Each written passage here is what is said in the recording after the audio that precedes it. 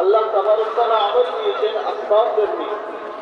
হযরত বলছেন আসবাবের দ্বারাই আল্লাহ তাআলা খাজানা থেকে উপকৃত হওয়া, এটা ঈমানওয়ালাদের খলিফা নয়, আল্লাহ জাল্লা জালালুহু আম্মা ওয়ালুহু ঈমানওয়ালাদেরকে আসবাব ছাড়তেও বলেননি, কিন্তু আসবাবের ইয়াকিন দিলে নামিয়ে এসে আসবাবকে ইখতিয়ার করতে হবে আল্লাহ তাবারক তাআলার বিধানকে ওর মধ্যে চিন্তা করার জন্য। আর ওহির মালিক আল্লাহ, আল্লাহ তাবারক তাআলার খাজানা থেকে ইস্তেফাদা করতে হবে আমাদের দ্বারা।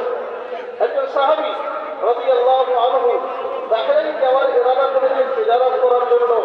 নবী করিম সাল্লাল্লাহু আলাইহি ওয়াসাল্লাম বাহরাইন যেতে মানা করেননি, রাহবানিয়ত ইখতিয়ার করতে বলেননি যে জঙ্গলে গিয়ে বসে যাও একধারে, না বিবি থেকে, না বাচ্চার থেকে, না আত্মীয় স্বজনের যে জিম্মেদারি আছে সেই জিম্মেদারি আদায় করা।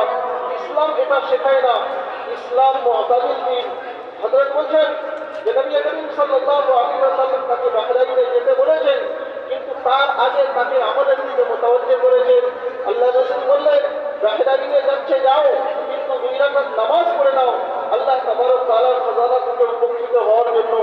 মেরে মুহতারাম বুজুর্গ দোস্ত, আল্লাহ জাল্লা জালালুহু আম্মা ওয়ালুহু তার খাজানা থেকে উপকৃত হওয়ার জন্য আমলওয়ালা মেহনত দিয়েছে। আর এই আমলওয়ালা মেহনত তমাম আম্বিয়া আলাইহিস সালাম ইখতিয়ার করেছেন। হযরত বলছেন 2 ধরনের মেহনত, একটা মুসাবি মেহনত, একটা ফিরাউনি মেহনত। মুসাবি মেহনত কি ছিল? যে ঈমান ও আমল ঠিক করে নাও, আকিমুস সালাহ ওয়া জাআলু বুয়ুতাকুম কিবলা, বলছে তোমরা নিজেদের দিল আল্লাহ তাবারক তাআলার দিকে ফিরে নাও, নামাজ কায়েম করো, আখলাক ও চরিত্র ঠিক করো।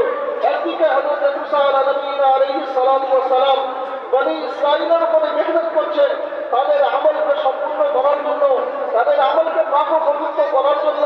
অন্যদিকে ফিরআউন তার হুকুমত ও বাদশাহদের সাথে বম, হাতিয়ার আর বিভিন্ন ধরনের বড় বড় অস্ত্র-শস্ত্র তৈরি করার মেহনত করছে।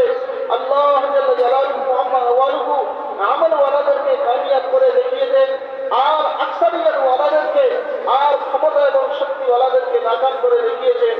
এই ফিরআউনি নিজের ক্ষমতা এবং শক্তির কারণে এত গম্ভীর ছিল, এত অহংকারী ছিল যে তারা বলা শুরু করেছে ইন্নাহু কাশিফুন কলিলুন, এরা তো অল্প কিছু সংখ্যক মানুষের কামাল, এক্ষুনি আমরা ধরে এদেরকে পিষে দেবো, চুর চুর করে দেবো। আল্লাহ জাল্লা জালালুহু আম্মা ওয়ালুহুর সাথে তাদের যখন তাআল্লুক মজবুত হয়ে গিয়েছিল, তাদের আমল যখন পাক ও পবিত্র হয়ে গিয়েছিল, আল্লাহ জাল্লা জালালুহু আম্মা ওয়ালুহু তাদেরকে কামিয়াব করে দেখিয়েছেন। আর নাকামের সম্মুখীন তারাই হয়েছে যাদের কাছে অনেক আসবাব ছিল, কিন্তু আল্লাহ তাআলার তাআল্লুক ছিল না, তাদের জীবনে নেক